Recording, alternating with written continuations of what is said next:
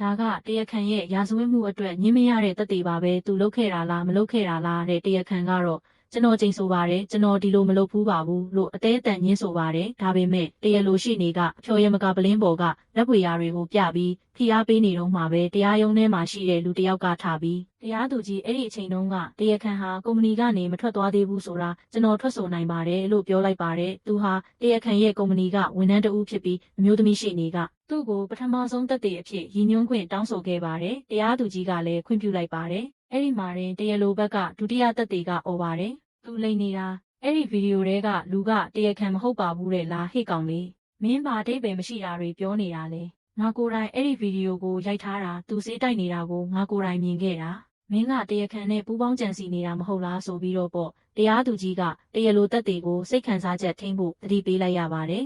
တရားခံဘက်ကသက်သေကဆက်ပြောပြပါတယ်အဲ့ဒီည10 နာရီမိနစ်40မှာကျွန်တော်တို့ကုမ္ပဏီကနေအတူတူထွက်သွားခဲ့တာကိုကျွန်တော်ရှင်းရှင်းလင်းလင်းမှတ်မိနေပါတယ်တဲ့အမျိုးသမီးရှိနေကတရားသူကြီးမင်းကျမရဲ့သက်သေအရတရားခံဟာအဲ့ဒီည10 နာရီ10 မိနစ်မှာကုမ္ပဏီမှာရှိနေသေးတာမို့လို့တရားလိုဘက်ကတင်သွင်းတဲ့သက်သေရဲ့ဗီဒီယိုတွေကလူကဘသူလဲလက်ပွေရာတွေကဘာလို့ပလင်းပေါ်ရောက်နေတာလဲဆိုတာမေးခွန်းထုတ်เสียဖြစ်လာပါပြီမျိုးသမီးရှိနေလေးကတစ်ဆက်တည်းမမှန်မကန်ကြမ်းကြိမ်ဆိုခဲ့တယ်လို့တန်တရားရှိเสียအကြောင်းရှိနေပါတယ်လို့တိုက်စစ်ဆင်လိုက်ပါတယ်တရားလိုရှိနေကတော့မလျှော့ပဲတက်တေကိုပြန်မေးခွန်းထုတ်ပါတယ်မင်းကတရားခံရဲ့ဝန်ထမ်းဟောင်းဆိုတော့မင်းတို့ကပုံကိုရေးအရအရန်ရင်းနေတာပေါ့ဒါကြောင့်တရားခံဘက်ကဗတ်လိုက်ပြီးထွက်ဆိုနေတာမလားတဲ့တက်တေကကျွန်တော်တယောက်တည်းမဟုတ်ပါဘူးဝန်ထမ်းအားလုံးကိုတရားခံကဂရုစိုက်ပေးတာမို့သူမတရားထောင်ကြမှာကိုမမြင်ကျင်ကြတာပါအဲ့ဒီနေ့ကကျွန်တော်တို့ထွက်သွားတဲ့အချိန်ရိုက်ထားတဲ့ဗီဒီယိုအထောက်အထားလည်းရှိပါတယ်လို့ပြန်ပြောပါတယ်သက်သေဟာသူ့ဇနီးနဲ့ဖုန်းပြောရင်းမှတ်တမ်းတင်ထားမိတဲ့ဗီဒီယိုကိုပြလိုက်တဲ့အခါတရားခံရဲ့မျက်နှာကိုည10 နာရီမိနစ်40အချိန်မှာရှင်းရှင်းလင်းလင်းမြင်တွေ့ရပါတယ်။ဒါဟာတရားခံအတွက်အခိုင်အမာဆုံးအထောက်အထားအလီပိုင်းသက်သေအစစ်မှန်ဖြစ်သွားတာပေါ့။ဒါပေမဲ့တရားလိုရှိနေကဗီဒီယိုတွေကကျွမ်းကျင်သူစစ်ဆေးဖို့လိုအပ်တယ်မဟုတ်ရင်အတုဖြစ်နိုင်တယ်လို့ကန့်ကွက်ပြန်ပါတယ်။မျိုးသမီးရှိနေကလည်းဒါဆိုရင်တရားလိုဘက်ကဗီဒီယိုကိုရောဘလို့စစ်မှန်ကြောင်းပြမလဲလို့ပြန်ပတ်လိုက်ပါတယ်။တရားသူကြီးကတော့နှစ်ဖက်စလုံးက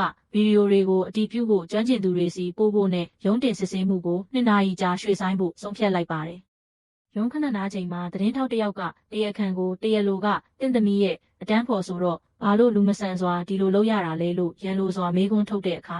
မျိုးသမီးရှိနေကသူ့ရဲ့ဝန်ထမ်းကတ်ကိုကြည့်ကခမားရဲ့စော်ကားမှုကအခြေအမြစ်မရှိဘူးတရားရုံးတော်ကဆုံးဖြတ်ချက်ကိုစောင့်ပါမဟုတ်မမှန်သတင်းလွှင့်ရင်တရားစွဲမယ်လို့ပြက်ပြက်သားသားကာကွယ်ပေးခဲ့ပါတယ်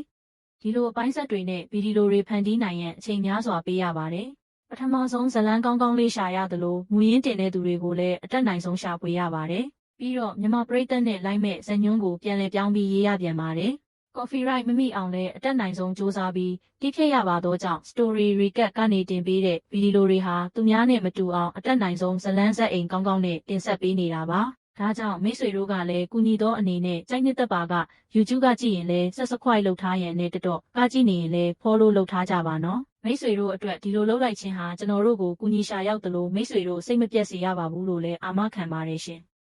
တစ်ဖက်မှာတော့တရားလိုရဲ့မိဘတွေနဲ့တရားလိုရှိနေတို့တိတ်တဆိတ်စကားပြောနေကြတာကိုမြင်တွေ့ရပါတယ်တရားလိုရှိနေကဗီဒီယိုကအစစ်အမှန်ပါဒါပေမဲ့ရိုက်ကူးရေးနည်းပညာတချို့တေးဖြတ်မှုကိုအသုံးပြုထားတာပါလို့ပြောလိုက်ပြီး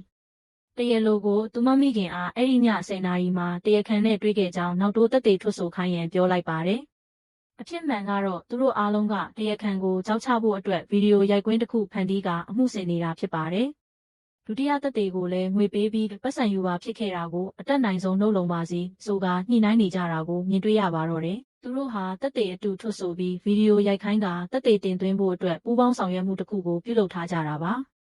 ဒီအပိုင်းမှာတော့တရားလိုဘက်ကအထောက်အထားတွေကိုဘလို့နည်းပညာသုံးပြီးလုပ်ကြံထားတယ်ဆိုတာနဲ့လက်ပေးလက်ယူမှုတွေရှိနေတယ်ဆိုတာပိုပြီးသိသာလာပါပြီရှင်။